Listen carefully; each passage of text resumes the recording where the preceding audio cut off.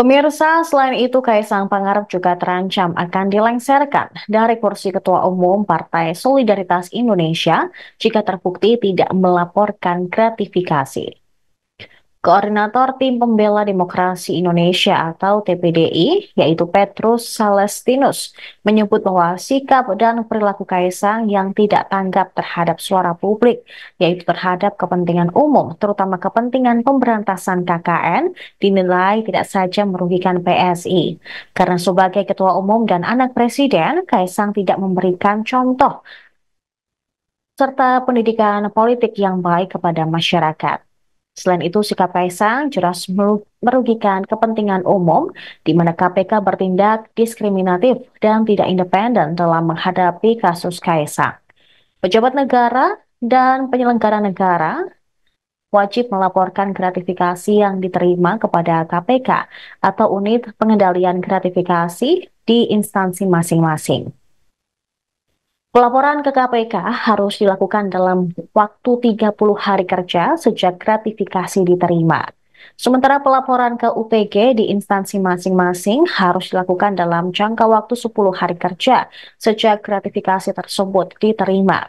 Ada sanksi pidana bagi pegawai negeri atau penyelenggara negara yang tidak melaporkan gratifikasi.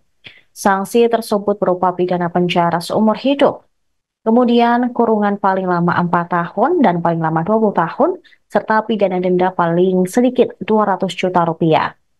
Petrus juga membeberkan rekam jejak perjalanan Kaisang ketika pertama kali masuk menjadi anggota PSI tanggal 23 September 2023. Hanya dalam tempo 2 hari atau tanggal 25 September, dia didapuk menjadi Ketua Umum PSI tanpa ada jenjang kaderisasi yang dilalui sebagaimana digariskan di dalam anggaran dasar dan anggaran rumah tangga PSI.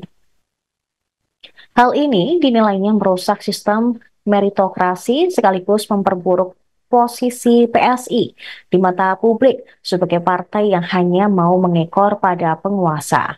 Petrus juga menyatakan ekspektasi seluruh kader PSI dengan masuknya Kaisang menjadi anggota sekaligus ketua umum secara instan menjelang pemilu 2024 dimaksudkan agar PSI lolos parliamentary threshold 4% dari suara sah nasional hasil pemilu 2024. Namun langkah pragmatis tersebut gagal total dan menambah catatan kegagalan atas siasat yang dibangun PSI, yaitu mengambil jalan pintas merekrut Kaisang tanpa kaderisasi, hanya bermodal privilege sebagai anak presiden, namun gagal memperoleh suara minimal 4%.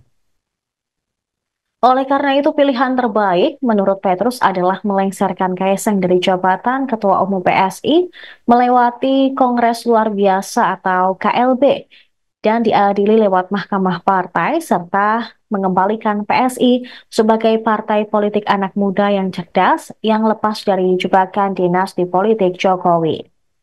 Petrus menyebut publik telah memberikan perhatian yang sungguh-sungguh terhadap siapapun penyelenggara negara atau pegawai negeri yang diduga melakukan kolusi, korupsi, dan nepotisme.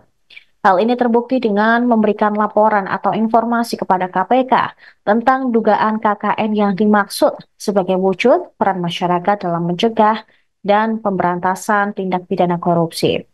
Salah satu buktinya adalah laporan masyarakat kepada KPK terhadap Kaisang Pangarep, kemudian Bobi Nasution serta istrinya Kahiyang Ayu, serta Presiden Jokowi atas sejumlah dugaan KKN terkait jabatan Jokowi selaku presiden.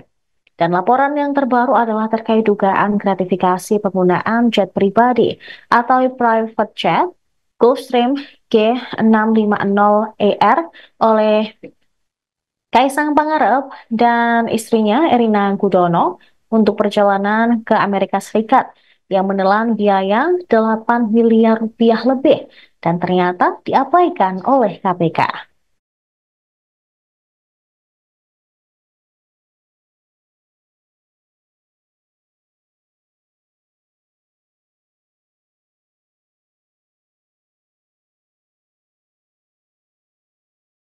Download Tribun X sekarang, menghadirkan lokal menjadi Indonesia.